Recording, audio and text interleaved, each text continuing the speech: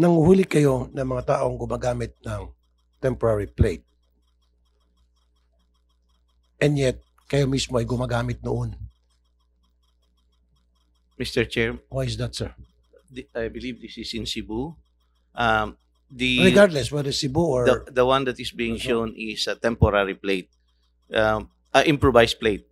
Actually, So, under, mas lalo na. So, dapat di kayo gumagamit ng improvised plate. LTO kayo eh. we allow under 4136, Your Honor, we allow motorists to apply for improvised plate if it is damaged, if it is unreadable, then we allow them to use improvised plate until production of the replacement plate. The temporary plate, Your Honor, are the ones that are using the alphanumerics of the conduction sticker, or it is computer generated. So for this temporary plate, Your Honor, they have 15 days to get the permanent plate. But in the case that the plate, the original plate is already damaged or unreadable, then we can authorize the use of a temporary plate, Your Honor, so that you can identify the motor vehicle through the plate. So it's not prohibited, Your Honor, to use improvised plate. So if you use improvised plate, how would you know kung yung plakang yun ay peke, hindi register sa LTO? So you said you allowed people to use improvised plate. So kung ako ay loko-loko, gagawa ko ng mga numero na wala sa record ng LTO para kung ako ay gumawa ng krimen, i-check yung plaka ko, wala doon. Ligtas ako, lusot ako. You follow me, sir? Yes, sir. The LTO office concerned, Your Honor, will provide the authority to use No, improvised ang plate. sinasabi ko, sir, kasi kapag nasira yung plaka ng isang motorista, o in your case, kayo rin sa LTO, inaalaw nyo na gumamit ng improvised plate. May I clarify, Your Honor? With the authority from LTO, Your Honor, so that it is the alphanumerics of the same plate will be the one to be used in the improvised plate, Your Honor. You cannot just, if it is damaged, you cannot just replace it with any alphanumerics or other plate, improvised plate, without authority from LTO. Otherwise, you will have a violation, Your Honor. Yes, I know that. Pero sana yung pag-issue nyo, pag-allow nyo ng improvised plate na gamitin ng mga tao, dapat may certain number of days lang. And then, dapat meron ding kaakibat yan na sticker doon sa improvised plate na yon. Or sign doon sa sakyan na itong sasakyan ito ay gumagamit ng improvised plate o sticker man lang. May malaking sticker na nakalagay yung improvised plate. Kung ano yung plaka niya. Diba? Gawan nyo ng sticker. Malaking sticker na visible. Kasi kung wala yon, improvised plate lang yun, pwede siyang gumamit ng peking numero. Tapos, pumatay siya dyan. Gumawa siya ng krimen o mag-hold up sa bangko.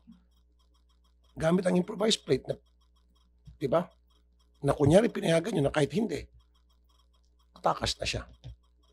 Therefore, kapag may pumunta sa inyo sa LTO at humingi ng permiso para gumamit ng improvised plate, dapat may kasamang sticker yan. Malaking sticker. Parang yung conduction sticker na malaki, nandun yung plate number. Alisin nyo ng conduction sticker, ilagay yung malaking plate na nakalagay yung totoong plate number niya.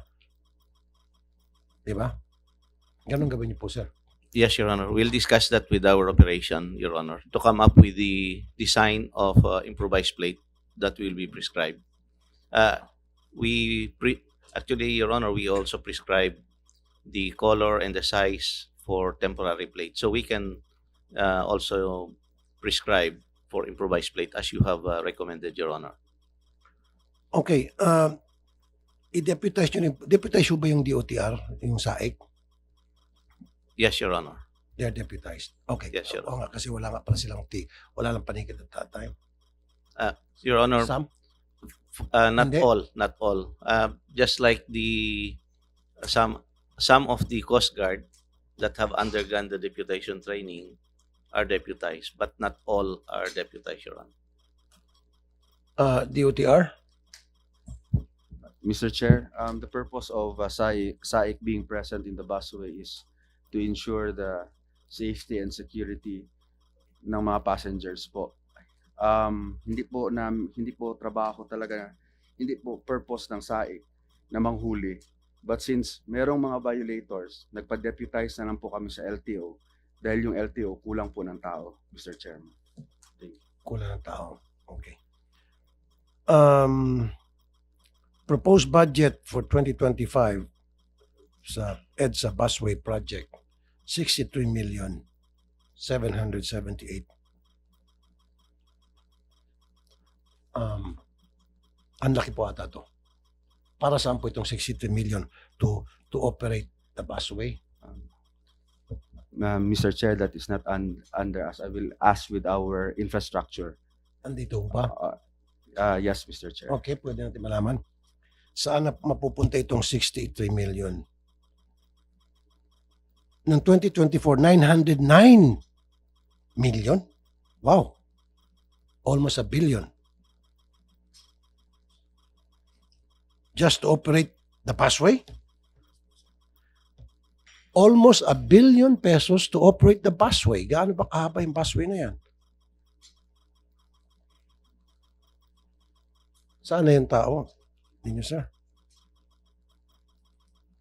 909,128,000. Tapos to 2025, biglang bumagsak. 63 million na lang. At kapag dumadaan tayo dyan sa busway, parang hindi nga busway. Yung mga nakalagay doon na barrier, parang improvised lang. Wala pang mga early warning device. Walang mga reflector na para malaman ng mga tao na busway yan or papasok tayo sa busway yan kasi may mga ilaw, may mga reflector. Kaya nagkakaroon ng mga maraming aksidente tulad ng lasing na si De Vera Lim. Hindi niya alam na busway na pala yun kasi walang sign at walang reflector. At tama lang na mahuli siya. Dahil sa kapalpakan ng DOTR, nahuli siya. Tama lang din yun. Pero meron na atang namatay a few days ago na no Monday. Ilan ang disgrasya dyan na nag-U-turn, akala hindi busway, yung pala busway, nasa salpok. Pero I'm interested, bakit po ang laki ng budget?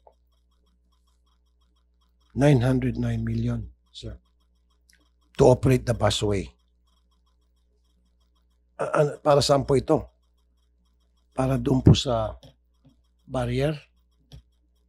Yung mga plastic barriers? Mr. Chairman, if you can give us 5 minutes lang po, Okay. Mr. Chairman.